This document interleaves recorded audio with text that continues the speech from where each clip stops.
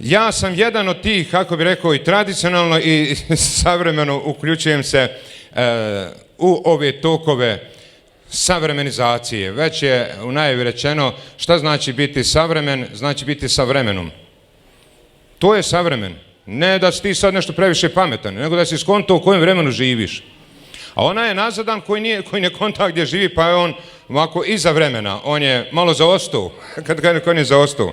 A ima ljudi koji daju vremenu obilježje, to su geniji. Nikola Tesla se i dalje proučava. I mnogi će se mozgovi, geniji proučavati u vremenu koji nadolazi. Eto, ja pokušavam da budem ko biva savremen, pa da narodu ponudim u onom vremenu kojim oni žive šta njima treba. Što bi rekla jedna izreka, siji ono što zemlja hoće, ne što je tebi čeif. Prepoznaj šta tvoja zemlja hoće. Pa to si, eto ja to sijem, pa me narod prepoznao i sam Kobajagi postao medijska ličnost, Kobajagi poznat. A opasno je biti nekad i poznat. Jedna bi Žepčanka svom čovjeku stalno govorila, nikad od tebe čovjeka, nije bio nešto poznat, nije bio medijska ličnost, bio nešto onako. Pa bi govorila, nikad ti neš biti čovjek, nikad od tebe čovjeka. Kad jedno jutro udba ona pokupila sve one poznate, kad je ona došla kući, kad je hvala Bogu kad ti nisi neki čovjek, jer i njega bi pokupili. Tako da je sve ima svoje pluseve i minuse.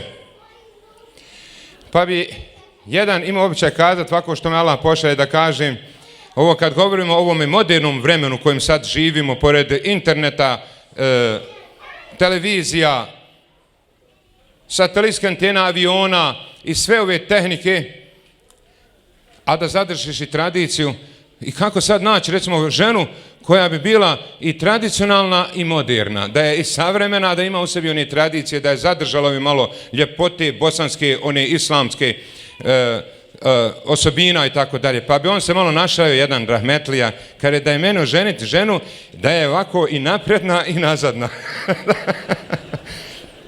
Ono da ima ove, a vi morate tumačiti, možda je on drugačije mislio, ne znam ja šta je on mislio, kako je mislio, ali hoću malo da se našalim, jer ovom narodu treba malo i šale, ali treba biti tu umjeren. Najteže je biti izbalansiran. Kud god se nahiriš, skrhaćeš se. Svejedno i ludesno ulijevo, ne volja kad se skrhaš. Zato imam ženi običaj reći, kad vidiš da nisam dobro, da mi je se nahirio tovar, kad je rekao, nemoj me još više skrhivati, rekao, popravi malo nabaci, pa me malo izbalansira, nemoj lako je skrhat, kad skrhaš, razvezivaj, gotovo je, izdriši, nema dalje ići.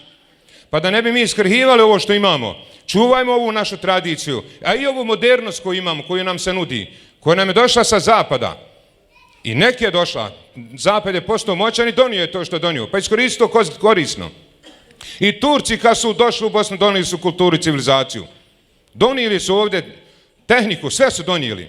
Jer tada na zapadu nisu znali šta je znači prat zube, nisu znali šta je peškir. Kralj se nije kupao nikad čitav život, dok košine podera ne bi je skidao. Turci su došli sa čišćenim zubima, nisu došli ih klat. Jer nisu znali šta znači čist zube. I normalno da su bili dominantni, jer su donijeli tehniku. I mi moramo da prepoznamo tu tehniku, ne ono kada dijete odbijemo. Šta odbiji? Prihvati sve, ali budi normalno da znaš to sve iskoristiti. Eto, ja pokušavam da to tako koristim i često govorim kako našoj djeci koja se rastu s kompjuterom, šta mu dati? Ne moraš ti vikat, neće ja njemu kompjuter dati, ne dam mu televiziju, nema od tog ništa. To isto kad bi rekao kiša pada, neš dijete na kišu. Nabavi kišu, varan izlazi dijete i nakši na sunce. Idi, treniraj se ko Spartanac. Ne meremo bježati od ovoga što nas je sad strefilo, ova tehnologija. Ali kako zadržati to? Kako zadržati tradiciju, ono naše islamsko, vjersko? Pa ja sam to rekao u jednoj kratkoj rečenici. Nek naše dijete ili mi, evo konkretno dijete, primi vakcinu imana islama i nek ide kud god hoće. Neće ga dohvatiti ovi drugi mediji. Jeste razumili? Ako ima tu otpornost, tu vakcinu, ako nema te vakcine, onda će ga prašiti što god naleti. Zato je Gazalija rekao 80% je mase. Masa ide kud vitar puhni, kud ih vođe povedu. A ono 20% su intelektualci i budale. Ovo budala neće onako što je budala neće kud ide masa. A intelektualci su geniji. Oni su nadišli svoje vrijeme, pa oni daju vremeno obilježje. A mi moramo sad imati normalno sada ispravni medija, ali ako imamo tu vakcinu u sebi, onda ćemo prepoznati šta nije dobro, znaćemo razabrati. I čak sa tom vakcinom te ćeš teško ostati da u pameti da budeš normalno, sve zavisi šta čitaš. Meni jedan alim govorio čitao jednu knjigu, da ne kažem čiju ni koju knjigu. Kaže, heftu dana i mogu sebi doći. Sve ja uzmam Kur'an, a i dalje meni ona knjiga šta je pročito. A jel tako, jel tako? Sad je vrlo važno šta gledamo, šta slušamo. A živimo u vremenu informatike. Kako ostati u pameti, kako se sačuvati? Šta ponuditi narodu i šta prihvatiti od naroda? Šta prihvatiti od medija? Koje medije slušati? Šta čitati? Šta govoriti? Pa mi se svidjelo jedan naš sad doktor islamskih nauka kad je bio u medresi i došao je naš jedan glumac, naša legenda Bosni koji voli Bosnu, koji je i u ratu i prije rata govorio ima Bosni, znate o kome se radi. I došao je amfiteatar hođama, softama, medreslijama da priča o Bosni, a on u svom monologu malo i hoće opsovat. Znate vi kako se on malo izražava, ono naše tradicionalno bosansko. I na kraju mu taj doktor rekne, znaš li ti gdje si ti došao? Kaže, znam, došao sam u medresu. Znaš da su ovo hođe, softe, učenici medreske, znam i tu. Kaže, što si sovo? Jesi mnogo bez toga kad jesam? Pa što si sovo? Kaže, znaš šta je, dobro sam upitao. Ja prvi put kad sam osovo, gledao sam reakciju. Kad sam vidio da vam godi, ja sam nastavio sovat. Da Bog sa... ovo je problem. Sad se javi jedna televizija, radio, koji hoće da bude normalan. I vidi da ne godi masi. Masa hoće budalešćinu, hoće izvratluk, hoće na kazluk. I onda u novina, ne bi on to pisao, ali će bolje novinu prodati što više izvrata naprijed, što bude veći prikaza, što bude više strašnih stvari. Naslova bombastičnih. Znači, važan je biznis. Ne bi on to pisao, onda zna da će proći nešto drugo napisao. On je ono što bi rekao posio što narod traži, što ide na pijaci.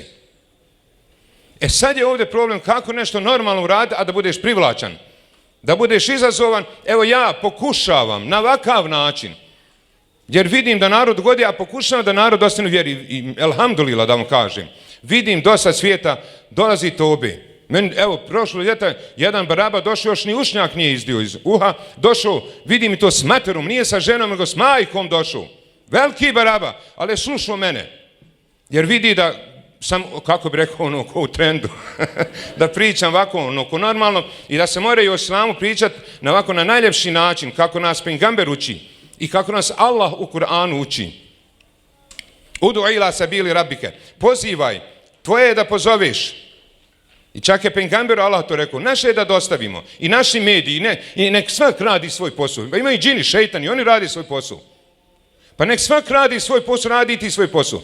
Meni je rekao jedan zastavnik u Kragujevcu, 83. u onoj udbinoj državi, Titinoj, ali mi je dobro rekao, svidio mi se taj zastavnik, kad je saznao da sam hođa. Kaže, neka džamija, neka crkava, što narodu treba, to će narod držati. Neko ovdje sad neko otvori nešto, neku radnju, ako ne bude imao posla, on će mu zatvoriti. Ali što kladionice radi? Imaju mušterije. I zato nemoj da samo kritikujemo. Neš ništa dobiti ako svoje dijete kritikuješ. Šta nudiš? Vrlo je važnije šta nudiš, a ne samo da kritikuješ. Možeš ti kritikovati moje knjige da ne valjaju, da su to vesele sveske. Ali ja prodajem knjige. Ti napiši bolju pa će od tebe uzimati. Napravi ti bolje ćevape, nemoj vi kada moji ne valjaju. Da ti bolje napravi pa će tebi dolaziti. Ljudi će prepoznat gdje je bolje. Ali mi smo obolili od te kritike. Znači, Zapad je ovdje donio kulturu, donio tehniku. Moraš ti vikat ne valja to, ko što su... Znate dok su naš muslimani išli, ja i razumijem, kada je Austrougarska došla. Latinica je bila, da Bog sačuva. I našla je se jedna teka latinice u kući. Kada je to ova ortodoksija ulema, ova ortodoksna, vidjela, kaže, nosi taj vlahaluk u štalu. Ne uzbila, ne smije latinica u kući biti. Nisu htjeli Kur'ane štampat. Kaže, ne mere, to je vlahaluk, da se Kur'an u štampajućoj mašini radi. Mi znači moramo prihvatiti sve ono što je ljepota od ove tehnike, a da držimo ono što nas je Bog naučio. Može se zadržati. Ko ima tu vakcinu u sebi?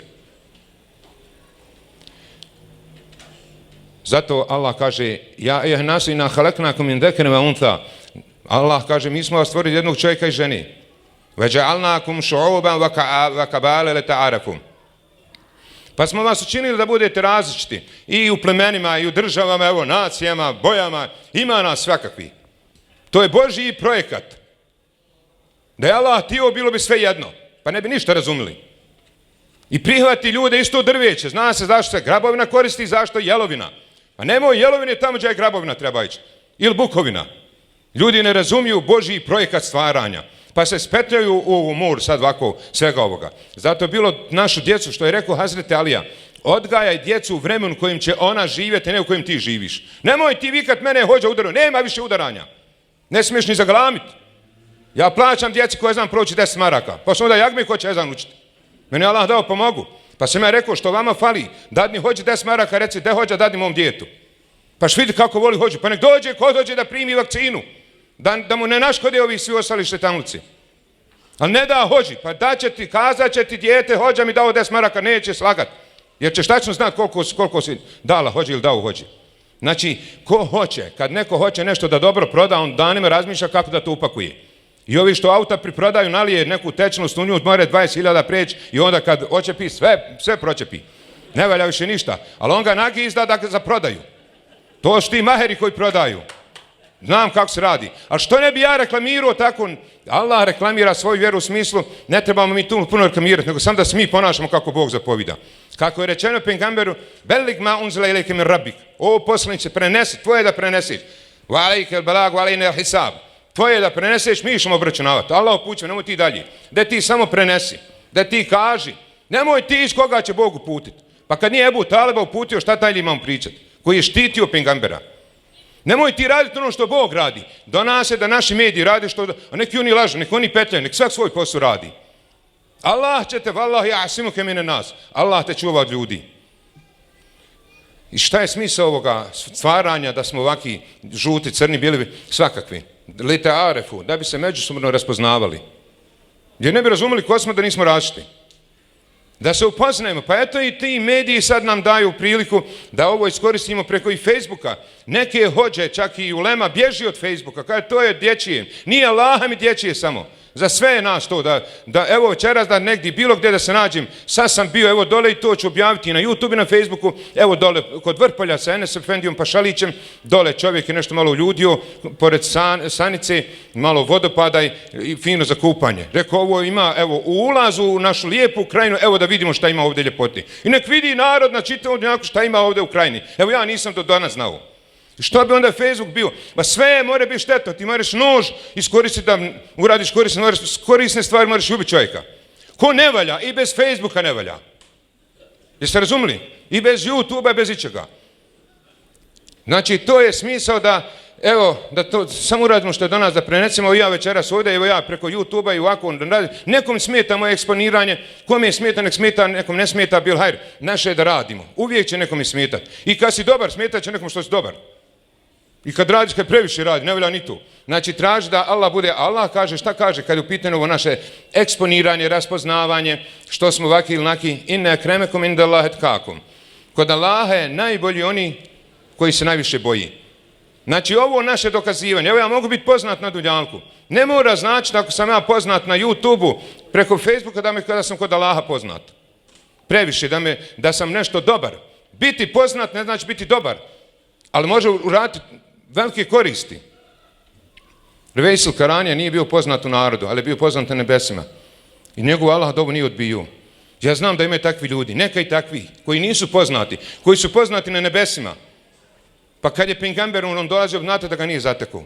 Pa je pejgamber bez Facebooka, bez YouTubea, bez ikakve tehnike rekao, osjetio sam miris Vejsila Karanije. Mirisom ga prepoznao da je dolazio, njegovu dušu, njegovu želju. Ali nek se prepoznaju te duše bez Facebooka tako, ali mi ovih klasika, mi nismo Vejsil Karanije. Mi ćemo se preko Facebooka prepoznati i preko YouTubea, preko ove savremene tehnologije koja nam se nudi. A ko će biti kod Boga bolji? Onaj ko se više boji. Ne ko je Arap, ko je Bošnjak, Turčin, ovaj onaj. Ko je bijel, crni ili ovaki naki, nego ko se više boji. Ne traži se ko više ima para, ko ima, ne znam, toliko pregleda na Facebooku, lajkova.